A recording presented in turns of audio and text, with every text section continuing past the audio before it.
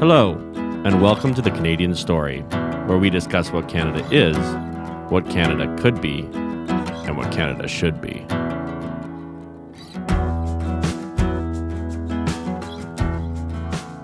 Hello, everyone. Thank you for being here, and welcome back to the Canadian Story. Today, we are joined by MP Larry Brock. Mr. Brock, welcome to the show. Thank you, Mr. Gerber. Pleasure to be here. It's a pleasure having you. So if you would, could you please brief your background, who you represent, and maybe talk a little bit about why you got into politics in the first place? Because I think that's an interesting question. Certainly. I'm a fairly new politician, having been elected as the Conservative NP in September of 2021. Prior to that, I enjoyed a 30-year career in law. Of those 30 years, the last 18 was as a Crown Attorney for my hometown of Brantford, Ontario. Previous to that, for the first 12 years of my legal career, I did a little bit of defense work, family law, real estate, wills and estates, more of a general practice. So that's my background. As far as my political background is concerned, I really didn't get politically motivated until about 2008. At that point, I decided to offer my assistance in a number of federal and provincial conservative campaigns in my hometown. I enjoyed that experience so much that I wanted to join the electoral district associations. I continued my outreach and attended various conferences put on by the Conservative Party of Canada. And ultimately, I became the president of not only the provincial EDA, but also the federal EDA. And again, enjoying my time as a Crown Attorney. My background, education-wise, is I graduated from the University of Waterloo with an honors degree in political science. So I've always enjoyed history and the political landscape here in Canada and around the world. Never really thought about running for office until about 2019, when the previous member, Phil McColman, who held the Conservative title here in Brantford for 13 years, approached me and said, Larry, I may not run again in 2021. Would you consider replacing me? And that was the first time that I really had to have a serious discussion with my family. And then ultimately, I received the green light. My previous member did confirm that he was retiring.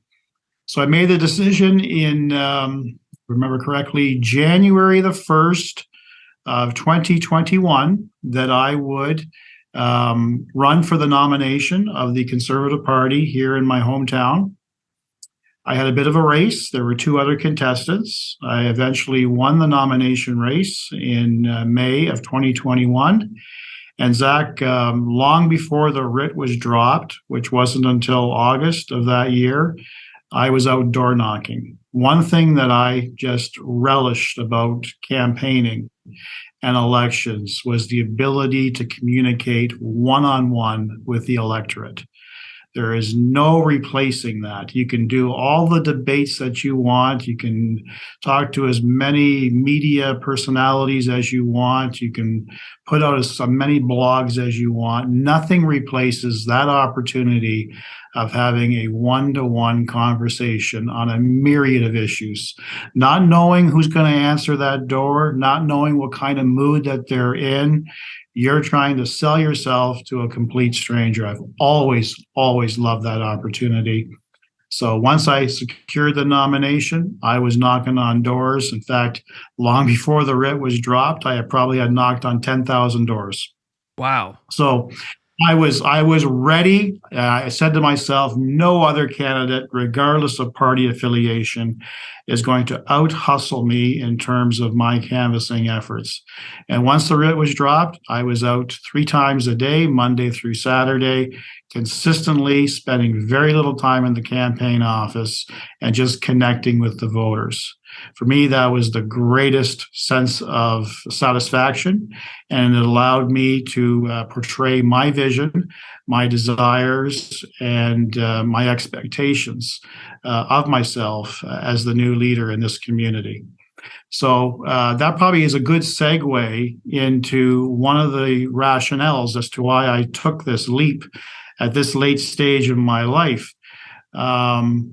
There's always a thought in my mind that politics was for a younger crowd. But once I actually joined the rest of my colleagues, I realized, you know what, there are several members who are much younger than me, several members around my same age, and several members older.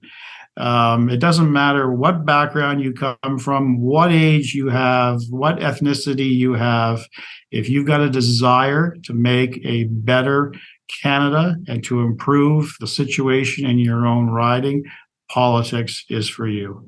And I just have felt that in the last year and so many months since my election, everything that I have done education-wise, everything that I have done through my political career as well as my legal career has led me to where I am right now. I am exactly where I should be, and it's been a great, great sense of satisfaction representing the good people here in Brantford-Brant. Wow. That was a heck of an opening. Well done. There's a lot to unpack there. Well, one thing, Zach, you need to realize is when you ask a lawyer to talk, okay, you're not going to get a brief response. Okay, duly noted. Duly noted. Okay, so there's a couple things I want to unpack there. First of all, I think it's such a great example how you approached canvassing for two reasons. The first reason being, I love the idea of out hustling your opponent. I think a little bit of that is lost, especially in my generation. So much can be accomplished just simply by working harder than the people around you. So I commend you for that.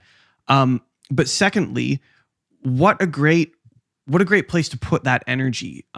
Because especially over the course of the pandemic, so many citizens that I spoke to, and myself included, in many ways felt very unheard. And here you are out knocking on tens of thousands of doors. Can you kind of sum up? So that was happening in 2021.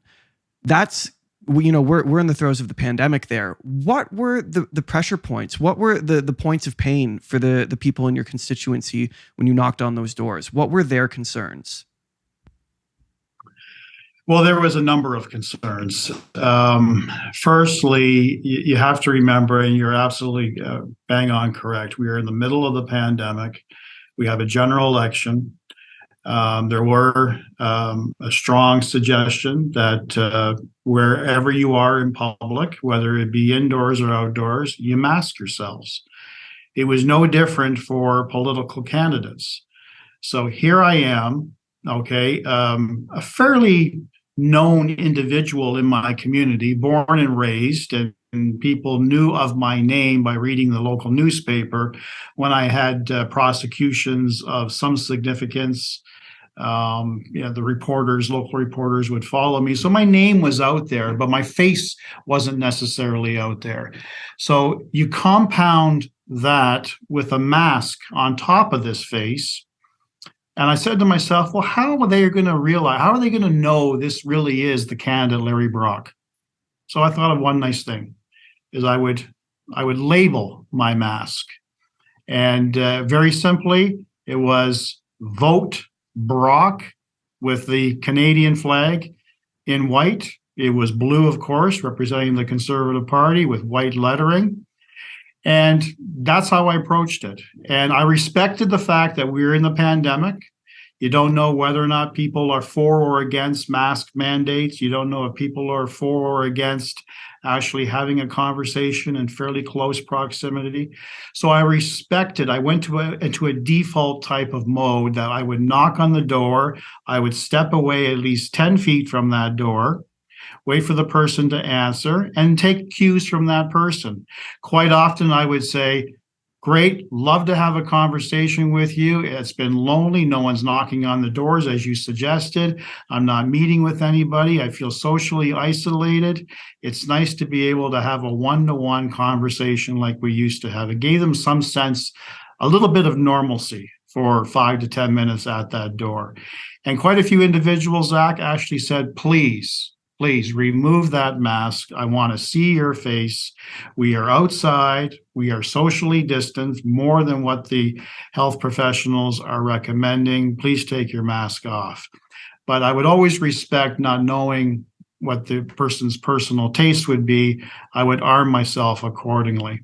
So that's what I was getting. It was a lot of sense of frustration, a little bit of anger that some people aren't taking it serious enough. Some people are taking it way too serious, oversensitive to sanitizing everything that's around them.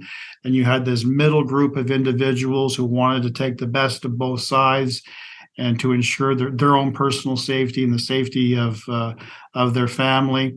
But I guess the biggest takeaway was just that sense of a connection. They wanted to have a further connection, not necessarily with their own immediate family and immediate friends, but with strangers.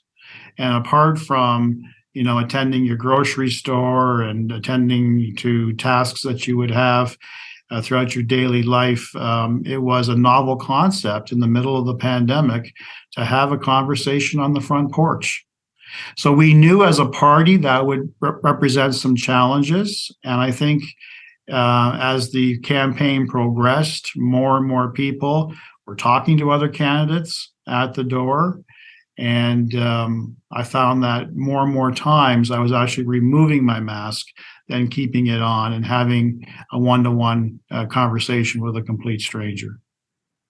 Yeah, that makes sense. And isn't that a great example of approaching a situation with respect, but then letting it, and this is a gripe that I had within the pandemic. To a certain extent, I felt like the citizen should be equipped to make the decision that they felt that was best for them. So you approach with a mask, and then if the citizen says, hey, I appreciate you wearing the mask, please keep it on, that's what you do. And if the conversation is different, then you can kind of proceed based on the comfort level of that individual citizen. The mandates that we saw and the top-down pushes that we experienced were a one-size-fits-all thing. And I don't think you can take the population of Canada and cram them all into one place, because we're a very diverse and different people, and that is good. So what are you doing now? Because, now we're in 2023. For the most part, the sentiment, I think, within the country is that we've largely exited at least the crisis portion of the pandemic. What are you doing now to stay connected with the people in your constituency? A number of things, Zach. I have a fantastic EDA, some 25 members of the community from all walks of life who have a passion for giving back to the community, volunteering, but ensuring that my presence is felt in a number of ways. So I engage in conversations as we're having right now. I do quite a bit of podcasting. I've been approached by my own local radio station here in Brantford, CKPC, to create my own political talk show through a podcast, a weekly podcast. So I expect that's going to launch hopefully February, March at the latest. I want to give people the opportunity simply to text, to call in, to email any question that they have of a federal nature.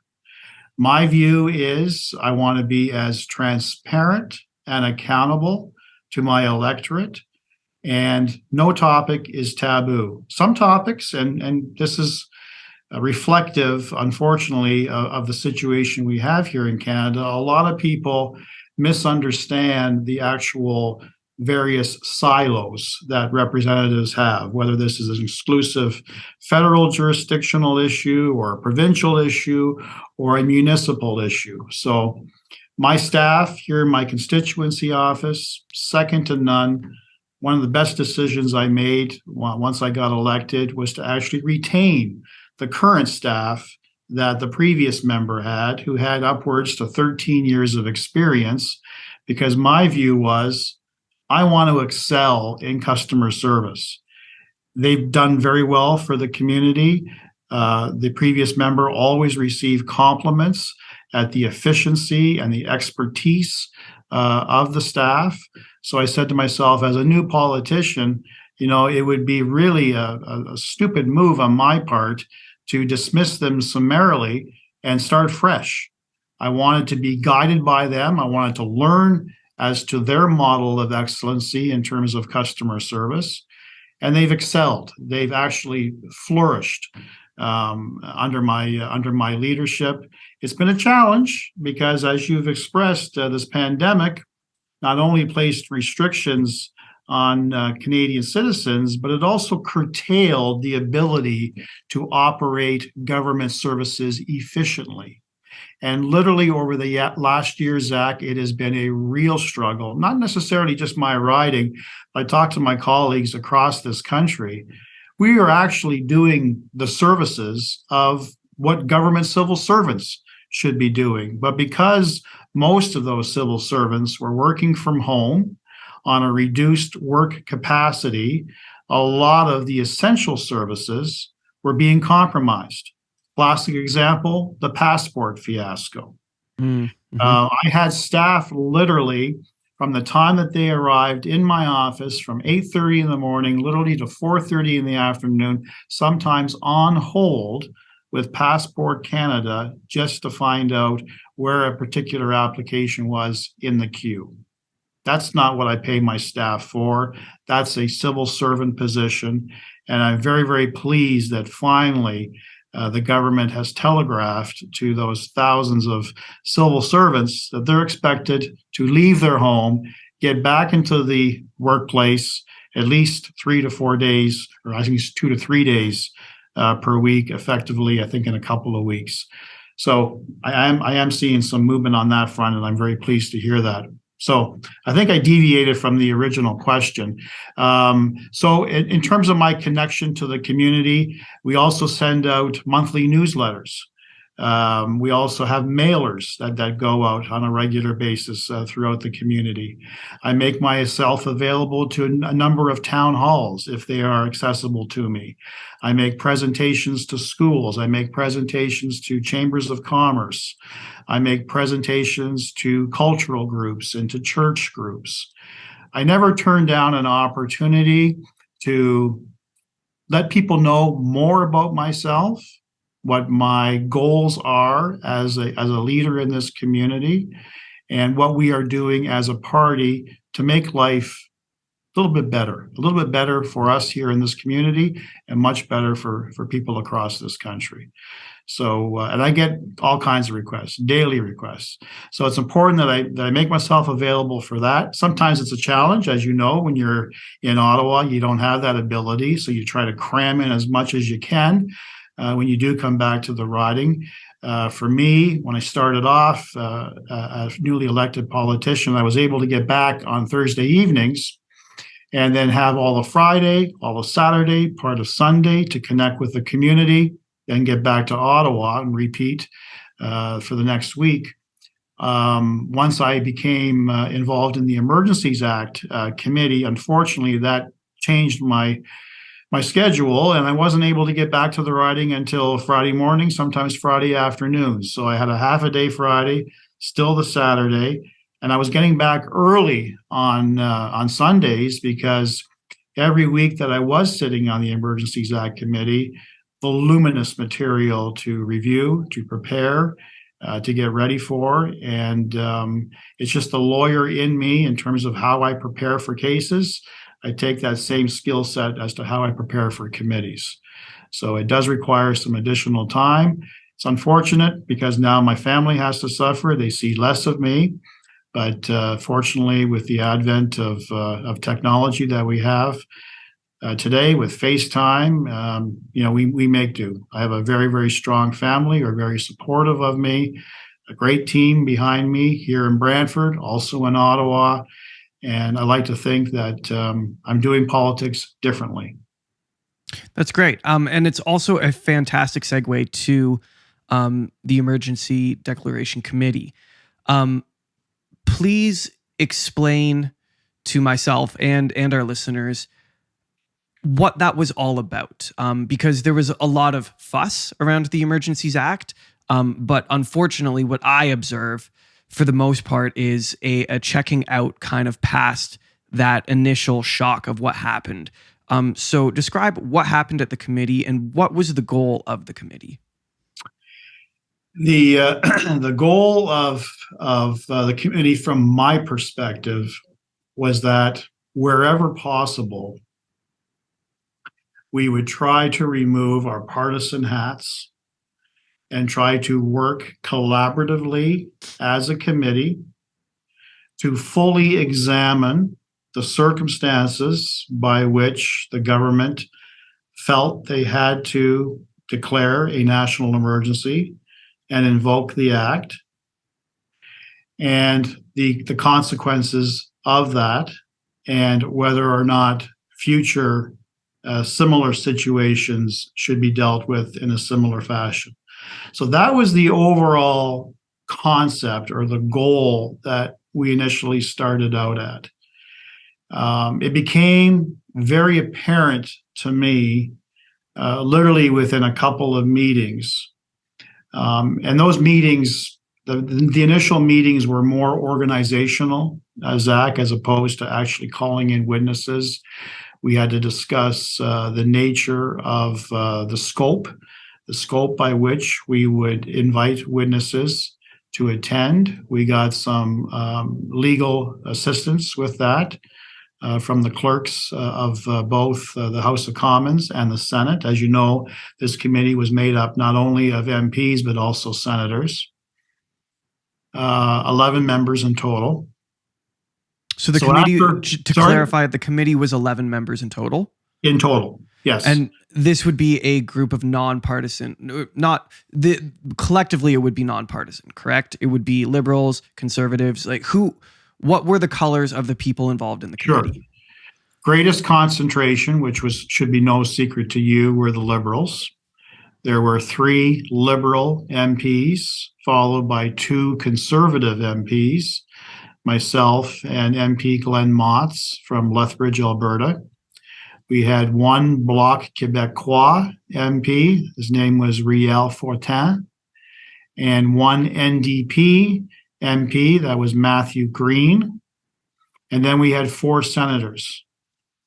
We had 1, well, I shouldn't say 1. As you know, Justin Trudeau removed the label several years ago of a Liberal Senator caucus. In my view, a zebra can't change its colors. Just because you strip a label of Liberal appointed senators doesn't necessarily mean that they're going to strip themselves of an allegiance to the Liberal ideology. So we were all braced with that fact that there were 2 members of the Senate group who were appointed by Liberal prime ministers who would definitely support the Liberal MPs whenever there was a vote. And we had several votes, and I'll get to that. Then we had 1 that could be deemed to be independent, that could go either way, and 1 that was traditionally a conservative senator.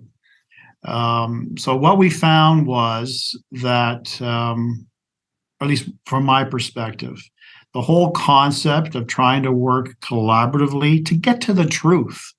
You know, as a former Crown attorney, the number one objective in any prosecution is to show a jury or to present to a judge, wherever the situation is, all the evidence that you have, not holding back any credible evidence, and pursuing the truth.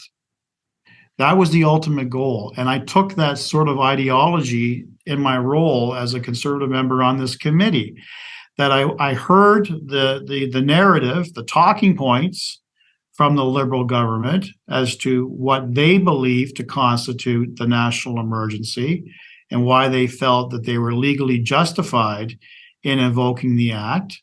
Well, that's fine, but the truth-finding process of this committee was to peel away that proverbial onion to get to the core to find out whether or not those real facts supported the decisions and actions of the government. So what I found very early on, Zach, and we heard from, I would say probably close to 50 witnesses in total. What I found very early on was that the narrative that was sold in the House of Commons, that was sold to Canadians, that was ultimately voted on, was not necessarily the truth. A lot of the facts the government were relying upon were simply not true. And my goal was, and my partner's goal, my MP Glenn Motts, was to expose those false statements by asking the important questions.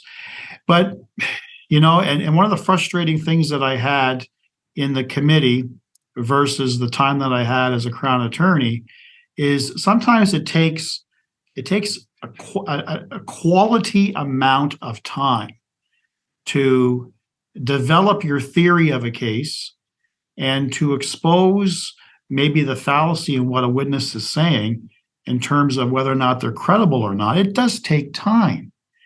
And unfortunately, in committee work, particularly in this Emergencies Act committee, we were hampered by time limits. The first round, you were allowed 5 minutes. The second round, you were allowed 4 minutes, and then you would continue 5 and 4 and alternate. Well, depending on the witness, and I found a lot of the government witnesses, a lot of the ministers who were called to testify, a lot of the witnesses from the Prime Minister's office, a lot of the witnesses from the Federal Public Service knew how to play the game and knew that they could literally talk out the clock.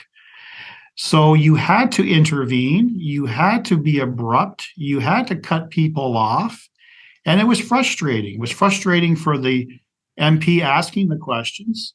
It was equally frustrating for the chair of the committee. And whether or not it was frustrating for the witness, I don't know. But you didn't really have an opportunity to develop quality questions because of the games that some of these witnesses brought into the committee. And I'll give you one example, Minister Freeland. I had probably 2 pages of really pertinent, relevant questions. And we got sidetracked literally in question number 1. She wouldn't answer it. She wanted to pursue her own narrative. I cut her off. I continued to ask that question. She went down the same road again. I cut her off. She accused me of badgering the witness. I reminded her that this was not question period. This was a parliamentary committee, and she was expected to answer my question truthfully, that I had control over my 5 minutes. And if she wasn't answering the question, I was going to call her to task. So I literally burned all of my 5 minutes trying to establish the rules that she clearly knew going in as to what was expected of her. And I got nowhere, as did several members. I think we need to pause here and kind of focus on that, because that is a gripe that I've developed over the past little while as I've paid more and more attention. First in question period, and then continued into this commission. It is, I mean, you got to give credit where credit is due. It's impressive how much some of these people can talk without saying anything useful, right. You know? And that is a weapon that they use to avoid tough questioning. And when we're talking about the ruling of a country in service of the citizens, something has to give. Something has to change, in my opinion, because it should not be allowed that the people that my tax dollars pay are able to just simply sidestep questions and not answer them because they don't want to expose something about the truthful answer. And so I observed that first in question period and then in the commission. So I guess who is responsible so I have two questions. Who is responsible for setting up the rules of the commission? Mainly in this scenario, the time limits, that 5-minute time limit, that 4-minute time limit. Who sets that rule? And why is it that the witnesses are allowed to talk around the point without actually answering the question? Okay, great question. So as far as the Emergencies Act Committee was concerned, you have to remember, Zach, we have 11 members. And 11 members who have the absolute right to ask questions. We had a window of 3 hours, and how we structured those 3 hours is we would use 2 blocks of 90 minutes each. Of those 90 minutes, depending on the number of witnesses in those 90 minutes, we also agreed, which is appropriate protocol, that each witness called at committee was able to give an opening statement for 5 minutes. So sometimes, Zach, we had 3, sometimes 4 witnesses in that 90-minute block speaking for 5 minutes. So that's 20 minutes. I'll take that away from 90, you're down to 70 minutes. 11 members in 70 minutes. So we decided that that you had to be equitable. And with the time constraints that we had, that's how we arrived at a 5-minute window for round number 1, then a 4-minute window, round number 2, with time permitting, then continuing that rotation again. Where we only had 1 witness, my example of Minister Freeland, she was the only witness in that 90-minute block. So we had 85 minutes after her 5-minute opening statement. We had 85 minutes to play with. So we agreed in principle that those would be the rules. Now, I toyed with the idea of taking a look at the really important, relevant witnesses after my frustrating experience with Freeland. And I suggested, and some of these suggestions did pass, that some of the ministers would speak for the entire 3 hours, or some ministers would speak for 2 hours, so that we had even further rounds to ask questions of that witness. But I wanted to go one step further. I didn't have the votes, so I did not pursue this by way of a formal motion. I said, if we have a particular witness that we know is going to attend on their own, relevant witness, for a 3-hour window, let's do the math beforehand and let's determine how many minutes per witness, per member would be allowed to ask questions. So if I came to the conclusion that I could have maybe get 9 minutes or 11 minutes in that 3-hour window, let's block all that time together. Give me a solid 9 minutes or 10 minutes with that witness. I could get a lot accomplished. And it had favor with some of the members, but not all. So I knew I didn't have the numbers to bring a formal motion. A lot of the motions that we did bring, Zach, were ultimately voted down by the Liberal bloc, the MPs and the senators. So we had to be very judicious as to when and how we brought motions. So that was the rationale in terms of the time limits. Now, you raised a secondary question, and that's something that's near and dear to my heart, and that is the ability to compel relevant answers. In my old profession, if a witness dared to deviate in the fashion that Liberal cabinet ministers did during this committee and simply go off on a tangent on their own, I would have every legal right to stop that witness midstream and ask the judge to compel the witness to respond to my questions. You may not like the question, But unfortunately, this is a court of law. You are required to respond to that question. So that gives lawyers the ability to ensure that you can get somewhere with your theory. The same cannot be said in politics. The chair never had that ability. The chair never was acquired the vested power by the committee to compel witnesses to give relevant responses. Wherever possible, I would engage the chair. What I also found, Zach, was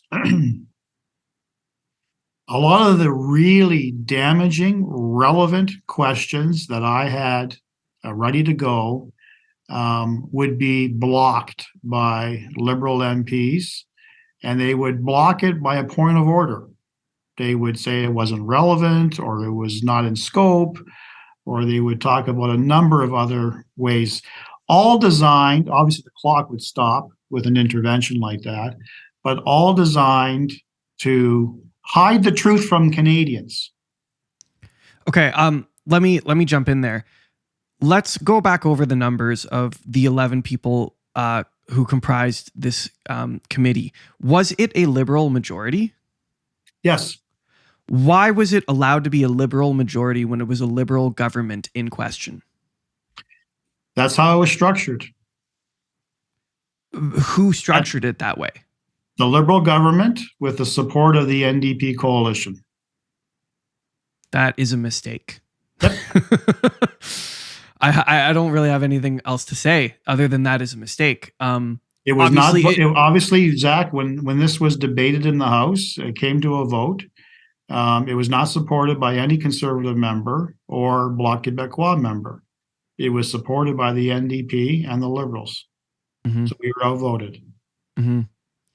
And I suppose that's how democracy is supposed to function, but that is an obvious mistake. So while I support democracy, I wonder how we can use democracy to make sure that when a government of any color is being questioned for their behavior, they should not hold a majority on the committee of people questioning them. That's just patently ridiculous. Wholeheartedly agree. So I kind of interrupted you, but I do want to ask one other question because I think this is also important. Why were you set to 3-hour windows, two blocks of 90? That's all we could get. That's all that, like the committee time in the House or outside the House is very scarce. We have to arrange rooms. We have to arrange interpreters.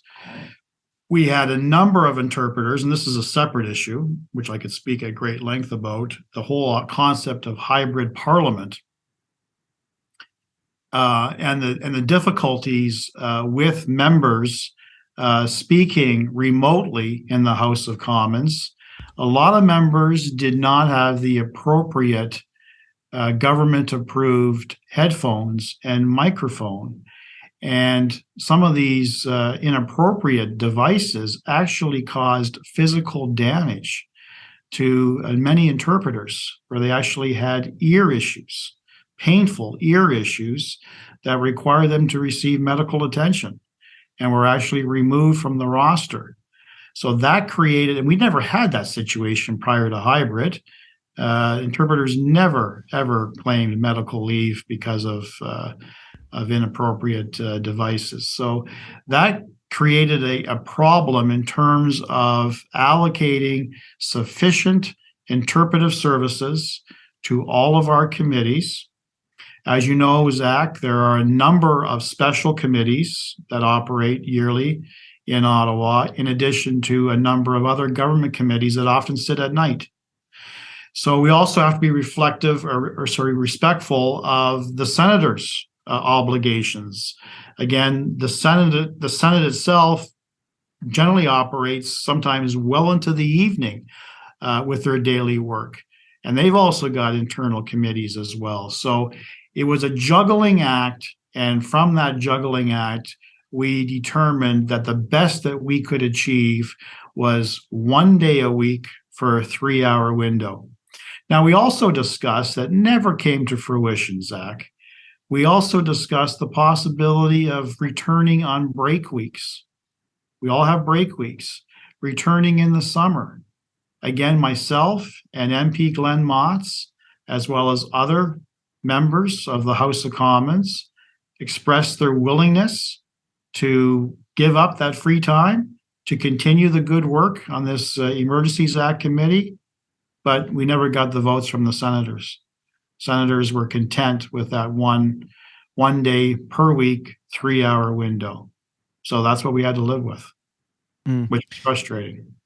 I understand the hoops that have to be jumped through, and I understand the need to respect the time of your colleagues, but it is frustrating that elected officials can only manage to scrounge up 3 hours a week to talk about perhaps the most important governmental move, at the very least in my lifetime, I would say. It seems silly that is all that can be mustered forward, you know? Yes. And I'm not, that isn't a slight on you. I gather that you feel much the same way. It also feels like this entire thing, which doesn't surprise me. I'm not surprised by this, but it feels like the entire committee was set up to not accomplish very much, and it was probably done intentionally. Would you echo that sentiment? Having reflected on my time on that committee for the last almost a year, I couldn't agree more. Mm-hmm. We exposed all the mistruths. I think in terms of measuring success, Zach, we did get to the point where we found a number of Liberal ministers deliberately lying to the public, lying to the House of Commons. We exposed those truths, particularly when the police witnesses were called to testify. We really challenged the credibility of Minister Mendocino. We significantly challenged the credibility of Ministers Freeland and Blair. That all came about when we canvassed and examined those police witnesses. So in terms of success, I'm proud of what we did in that aspect, because that was used in the House of Commons. Of course, the government doubled down, would not admit to their errors, would not admit to misleading the public. They would never do that. But this goes to the whole double standard, Zach, that I have seen with this Liberal government, and largely the Liberal-controlled media, that if this were a Conservative government caught in hypocrisy, caught in deliberately misleading Canadians and misleading the House into voting for the most draconian measure that a government could take on its citizens, the suppression and limitation of our civil liberties, to be engaged in that conduct with no repercussions, no apologies, is appalling. It's absolutely appalling. And I think the only recourse that we have is a general election, where I can assure you that when I ever have the opportunity of discussing these issues, it's going to be on the top of my mind as to how this Liberal government treated Canadians. Yeah, I think that gets to the core of the frustration of the entire situation for Canadians. It is that, and I'm speaking from my own opinion, so I'll say that freely, but it is the fact that a government was allowed to invoke an act that was very likely not necessary whatsoever, then get into the House and lie about what they were doing, and then be examined by a committee, air out the dirty laundry that in fact they were misleading the public, and then have no repercussion whatsoever for the elected government. And I'm not trying to drag the Reds through the mud. I would hope that this would function in that way for any color sitting in that office, because all that we want from politicians is we want for them to put the true interests and desires of Canadians first, and to come at the problem, albeit a complex problem, of running a country honestly, so that they do best by the people they represent. And it doesn't matter the color of that office at the moment, if you were misleading the public and you were lying, bold-faced lying to the public to cover up missteps and not performing in the best interest of the people that you represent, there has to be repercussion. And it doesn't seem that that is built into the political system that we experience. Am I mistaken? None. You're absolutely correct. Canadians deserve nothing less than full transparency and accountability with their government. So to your point about no enforcement, no accountability, no consequences, we know that Justice Rouleau in the inquiry spent close to 40 days overseeing a number of witnesses, examined and cross-examined. He will be delivering his report sometime in the month of February of this year.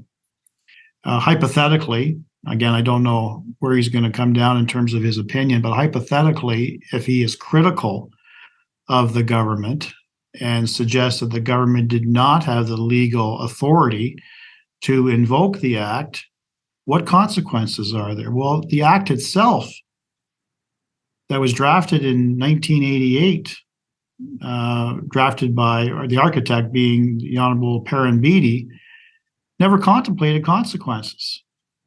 So there are no consequences other than a finding from a retired justice that the government lacked the legal authority to invoke this particular draconian law.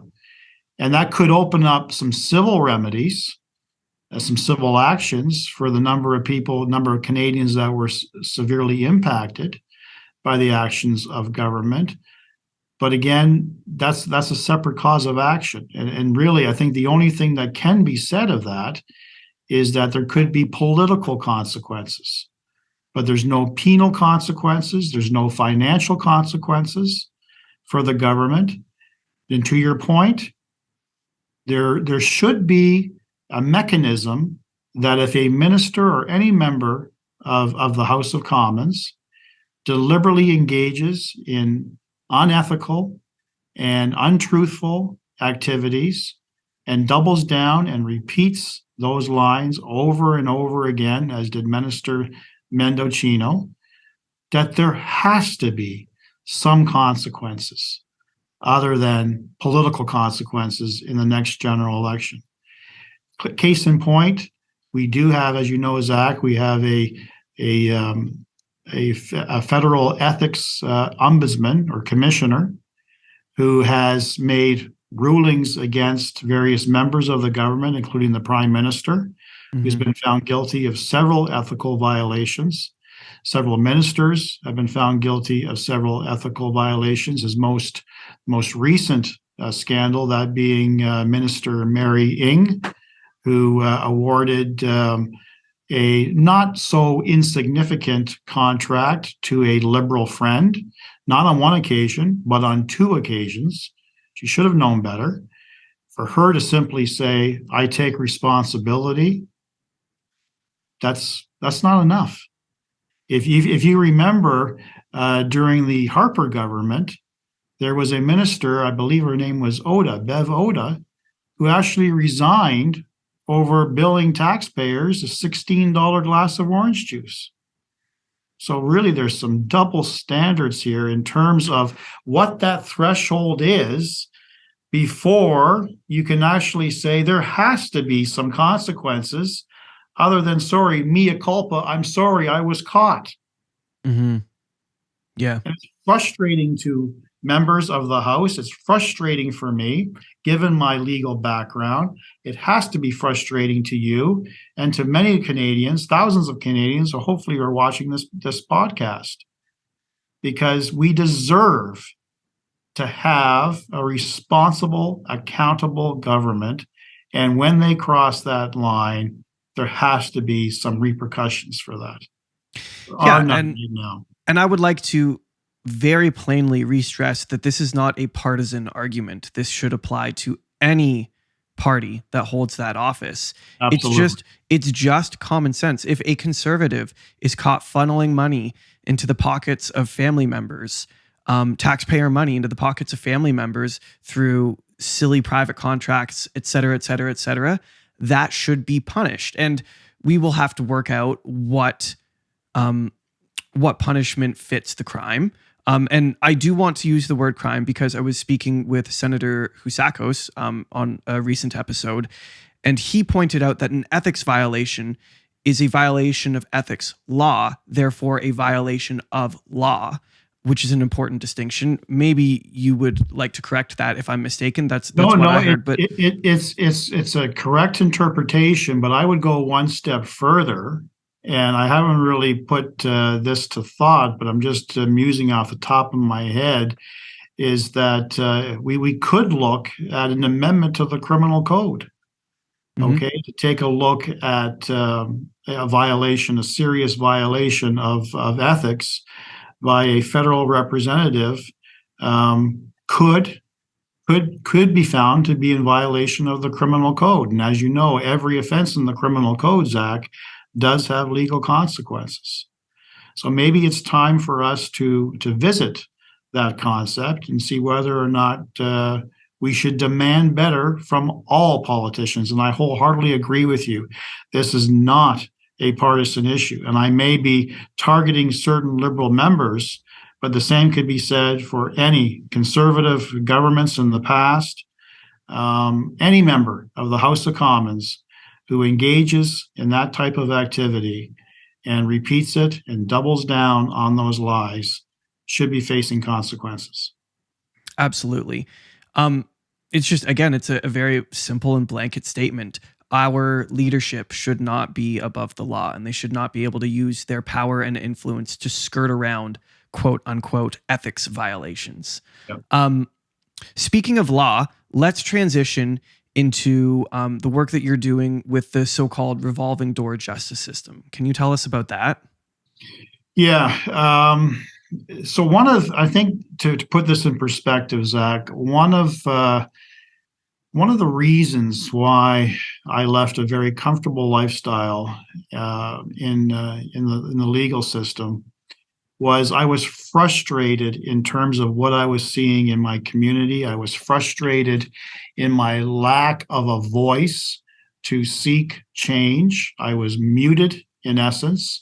I had to accept the status quo, and the status quo was really established by the Supreme Court of Canada in 2015 or 2016, which released a decision which started to change the landscape of our bail laws in Canada.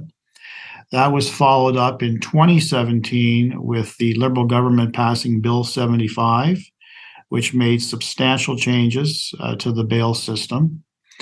And to your point, what we have seen since that time is more and more emphasis on ensuring that those accused of crime, regardless of their background, regardless of the crime, regardless of their station in life, should receive bail. That bail is the default position, that a release is a default position. That became very frustrating for me because I found, and being in the legal system for as long as I did, you saw the same players literally week after week after week.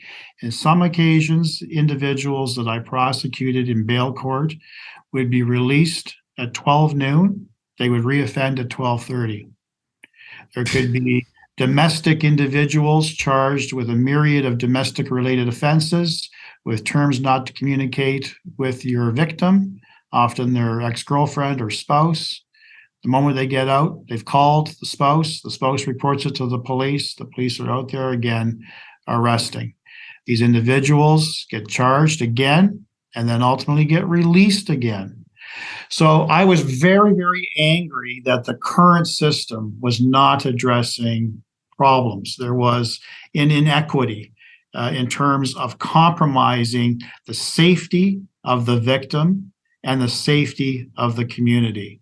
And Zach, we don't need to recount over the last number of years those serious violent offenders who've committed the most heinous crime of first-degree murder or other serious offenses, We've all heard it. We've all read the stories.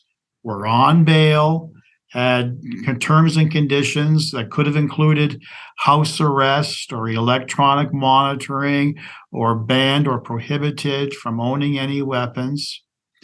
So I said to myself, if I can't change from within, if I have to be basically mindful of the direction I'm getting from the Attorney General of Ontario and mindful of the decisions released by the Supreme Court of Canada and the law as drafted now by the Liberal government in Bill 75, well, what better way to affect change by being the changer himself?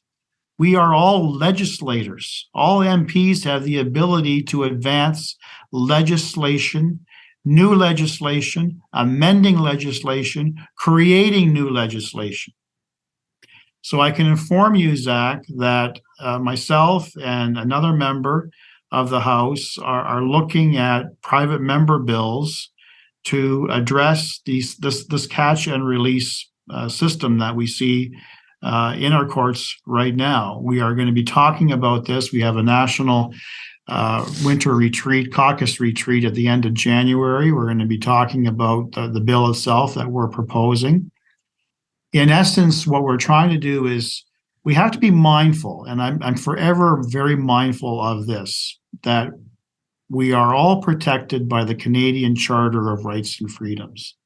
And within that charter, that document that applies to all of us, Zach, is a concept that is near and dear to my heart as a lawyer and a former Crown attorney, and that's the presumption of innocence.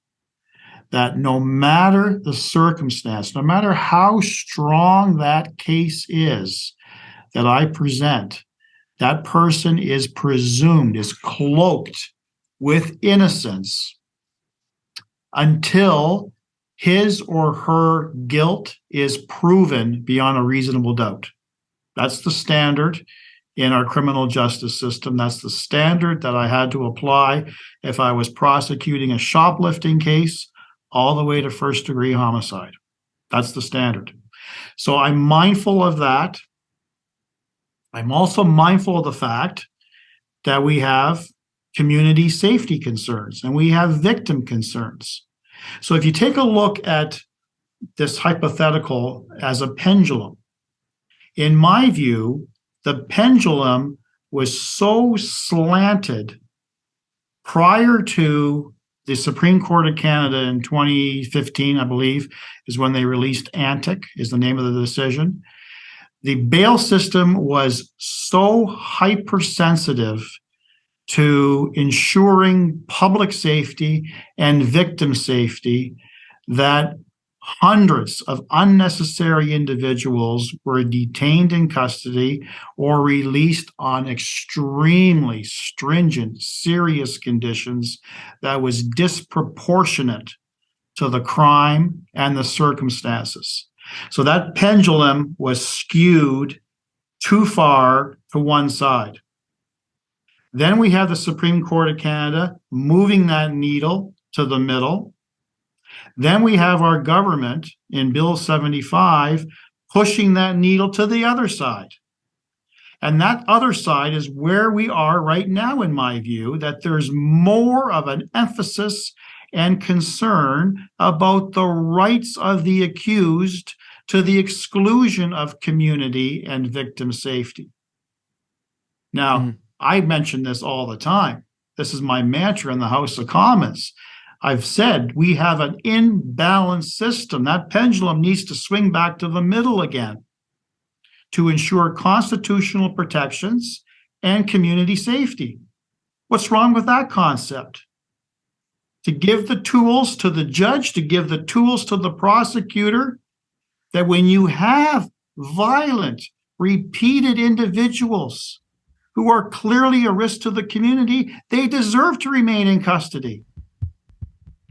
I don't even think the standard should be a repeat. You say violent, repeated individuals. I think if you commit a serious act of violence, if you use a weapon against another individual, and I have gripes about self-defense and how self-defense is handled in Canada, but that's a different conversation. If you aggress, if you are the aggressor in a situation in a violent manner, I think that's where the line is drawn, in my opinion, until you are proven innocent. I just don't see the sense in putting people who are violent back on the street, or treating them easily. I think they should always be treated with respect because they are still citizens of our country. But I don't see the sense in the release. It makes zero sense to me. So try, if you would, to explain the counter argument. Why is it that, I think you said Bill 75? Why is it that? What is the argument for letting these people out so easily? Well, it's multifaceted. Okay. So the government would often use this phrase that our detention centers. You got to remember that as far as jails and prisons, if you want to call that, use that phrase, there's two different concepts at play. So after conviction, you either end up in a provincial correctional system to serve out your sentence, or if it's greater than 2 years, you end up in a federal penitentiary system to serve out your sentence. Those individuals prior to conviction could be held in a detention center. And there's no distinct building called a detention center. To give you an example, the correctional system out of Maplehurst, just north of Milton, to give you an example, Milton, Ontario, has a correctional wing to the building itself, but also has a detention wing, so a pre-conviction type of scenario. And the government, using statistics from not only Ontario, but across the country, was finding that more and more individuals were being detained in custody unnecessarily. These individuals who would not be deemed to be a risk to the community or a risk to the victim, if there was a victim. So the government wanted to push back on the trend that they were seeing, that too many provincial crown attorneys like me were seeking detention when it wasn't necessary, that they were asking for conditions of release that weren't necessary. So the pushback is, Zach, they didn't want this to continue. This was a violation of their presumption of innocence. It was a violation of their charter rights. These institutions aren't supposed to be a club med type of environment. They are harsh. Some are harsher than others. But again, the government was hearing about these extreme conditions. I heard not many years ago, Toronto South Detention Center, one of the newer detention centers in Ontario, had just obscene conditions, sometimes 4 to 5 people in a 2-person cell, people literally sleeping on top of the toilet, toilets that were overflowing with feces and urine, and just deplorable conditions that ought not to exist in a first world country. Stuff that you would hear about somewhere in the deepest part of Africa or South America, not in a G7 country like Canada. So what you've presented to me, Zach, is a multifaceted issue that requires a multifaceted response, not necessarily just from the federal government, but also the provincial government, who are responsible for these jails. These are provincial jurisdictional jails. They can make improvements. They can ensure that there's additional jails built or additional cells built so that we don't have these overcrowding situations, that we can ensure that those who belong in custody, that they are a risk to reoffend, to your point, that they have a history of reoffending, particularly those who have a record of repeated breaching of bail. At what point do you say, you know what, you made these promises 10 times in the past that you would abide by conditions? I don't believe you when you say to me now for the 11th time that you're going to abide by these conditions. You're going to remain in custody until your trial. That's what I want to get to. I want to be able to give the prosecution and the judge all the necessary tools to weed out those individuals, not simply just the repeat offenders, Zach. I'm going to push back a little bit on your suggestion because it's not workable in law.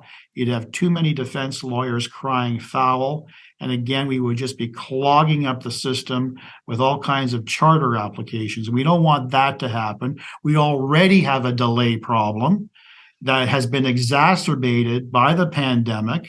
We're still doing catch up in all the provinces.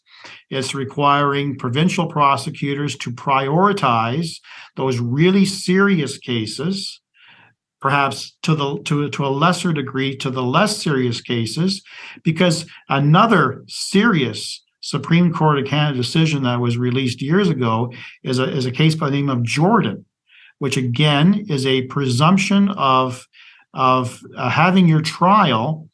This is a charter right, having a trial within a reasonable amount of time.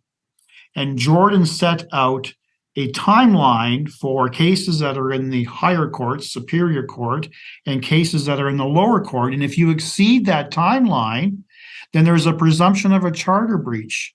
And I don't want to scare you, Zach, or to concern the public, but I have numerous examples where those charged with first-degree murder had their charges stayed because the Crown did not proceed or did not give that individual a trial within a reasonable amount of time. So what is that deadline? It's 30 months in Superior Court and 18 months in the Ontario Court of Justice or the lower courts, depending on the province. Mm-hmm. Mm-hmm. Okay. Yeah. So I understand your counter argument, obviously. So what becomes the solution to that then? Is it just that we need, like, where is the bottleneck? Is it that we don't have enough prosecutors? Do we not have enough defense? Do we not have enough courtrooms? What is the problem? All of the above, Zach. More courtrooms, more provincial courtrooms, hire the full complement of justices of the peace. There are still vacancies from coast to coast to coast in every region. That is a provincial jurisdictional issue. Do it. Get the job done. You've got the funds. Service the community. Ensure that justice can be met. So that can be done. Yes, hiring more Crown attorneys, hiring more specialized Crown attorneys, having more specialized courts, gun courts. We have drug court. We have mental health court in some of the larger centers. Why are only the larger centers having these specialized courts? Gun crime is prevalent throughout this entire country.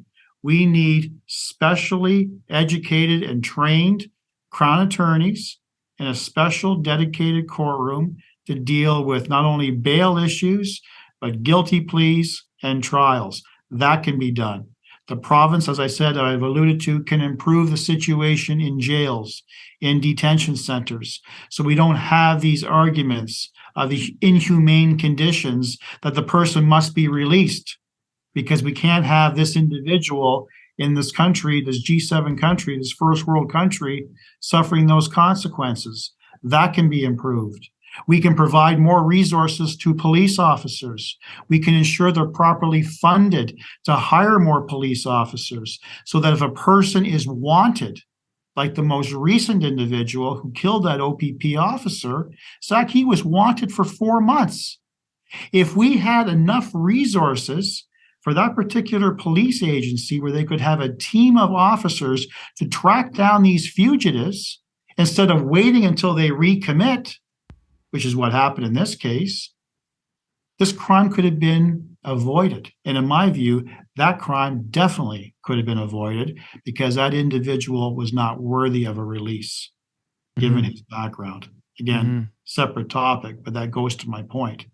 So to answer your question, this is a multi-jurisdictional issue that needs to be addressed by the feds, creating the environment to change the criminal code, to provide a mechanism to hold these violent repeat offenders accountable, protecting the public, protecting the victims, having the province invest in an infrastructure and a system that's failing Canadians.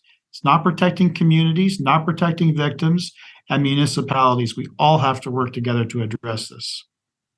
So that's why I feel so encouraged by the support that I'm getting from my colleagues, that the time is right, the atmosphere is right to seek some fundamental changes. Absolutely. I think pretty much every Canadian would be happy with the idea of keeping criminals off the streets. I don't think that's a very hard thing to argue against. So what change would the bill that you are working on bring to legislation? How would it change how crime is handled in Canada? Excuse me. In much the same way that murder is treated, we would want to create, for the serious gun offenses and those who are on weapon prohibitions, if you commit a similar crime, that there would be a presumption of detention, so that you would not automatically go to bail court. You would not appear in front of a justice of the peace who probably has 100 cases on his or her docket with a limited amount of time, facing a overburdened courtroom and an overburdened staff and an overburdened Crown attorney who has to make an immediate decision as to whether to oppose or to release. Finding that precious time to have a hearing is keeping this person in custody, having that person dealt with ultimately in superior court or other specialized court, where they have to take the initiative to bring an application to the court, apply for bail. It's like a reverse onus situation. And I guess one thing I should just back up just a little bit is even those persons charged with murder, Zach, are entitled to make application for bail. They don't often get it. Some do. A lot of them do not. So we want to make it difficult. We want to make it harder.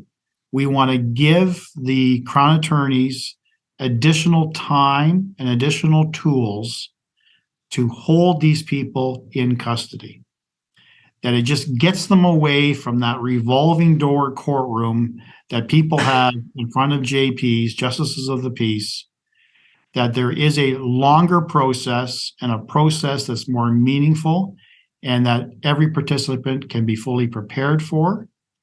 And you're going to have judges, not justices of the peace, who can spend more time to assess the plan that they're putting forward for release and weigh that in terms of community safety and risk to the victim. So it doesn't automatically say that you commit this crime with these factors, you have to remain in custody.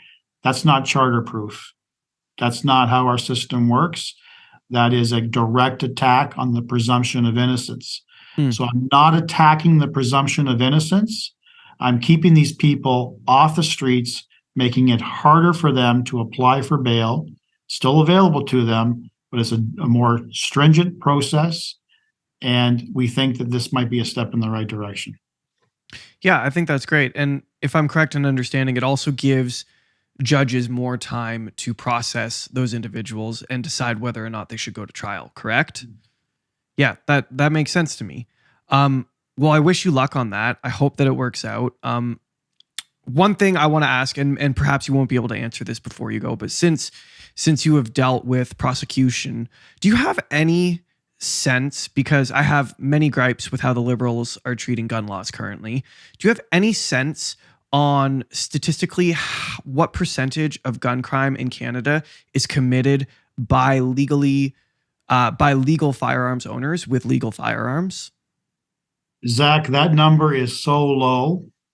I don't have the actual correct statistic to provide to you, but I personally would be shocked if that was greater than 1%. That highlights the real disconnect here. And it highlights the inappropriate approach by our current federal government that punishing lawful gun owners who've done everything that the law requires them to do, the training, paying the fees, and buying the equipment, and buying the storage equipment, and properly storing that, etc. They are not the problem. When someone decides, Zach, to rob a variety store, do you think the first thing that may cross their mind is, I better go rob the farmer down the street and steal his long-arm firearm rifle and somehow shove that in my backpack and then walk into a variety store and fumble around and pull that out and demand cash from the registry? It's ridiculous. It doesn't happen. The majority and the high percentage of criminal activity with the use of guns is done with handguns. Handguns that are smuggled illegally across our borders, our very poorest borders. Not enough money is being spent, not enough resources are being sent, not enough training, detection training to stop this steady flow, not only of guns, illegal guns, but of some serious drugs. As we all know, we have a fentanyl problem in this country, an opiate crisis. Again, that's coming in through the borders. It's coming in through our ports from Asia. There are a number of ways that we, as a federal government, not we, but the federal government could be doing to address these obvious issues, and issues that they're prepared to accept is reality. I don't think that they're prepared to deny the fact that we do have a smuggling issue, but simply throwing money at it is not necessarily the answer. Something more needs to be done, and it's not being done as quickly and efficiently as we would want. That's an interesting statement. What do you mean? Why is growing the funding for instance, our borders and the security of our borders not a big enough plan to fix the problem? I think it is a big enough plan, but I think you need more than just throwing money at the situation, hoping it would go away.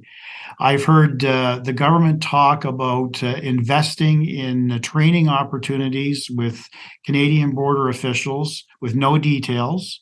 I don't know if that has been even implemented yet. I've heard of partnering with the Homeland Security in the United States.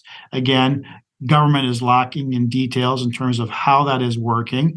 What are the metrics? How are we going to measure success? What kind of money are we talking about? Is the federal government in the United States supporting this initiative? Are they providing the additional resources that obviously the U.S. system requires as well? So that's my criticism. Yes, they acknowledge that there is a problem. Yes, they acknowledge it requires funding, but in terms of measuring that funding and looking at an actual plan and a timeline to implement some change, it's been pretty vacuous, in my view, from the federal government. Right. That makes sense. I've definitely held you over time here, so I appreciate you taking the time to talk to us. Are there any Is there a parting statement that you would like to leave us with, to perhaps give us hope for what we might see for the country going forward? Do you want a general statement or do you want a partisan statement? Partisan, please. The Conservatives have a plan to restore community safety, okay, and to restore faith that our country is worthwhile investing in, that we can provide for all of our citizens to improve their situation in life, to give us more freedoms, to keep that community safe, to welcome in legal immigration into this country. This country was built with legal immigrants. We welcome that opportunity. We have so much work yet to do post-pandemic.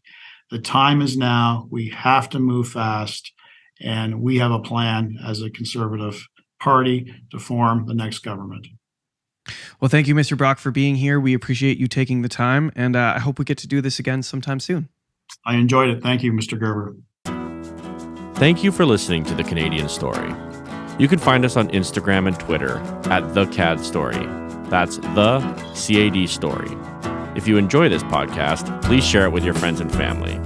Let's work together to remind Canadians how great their country is.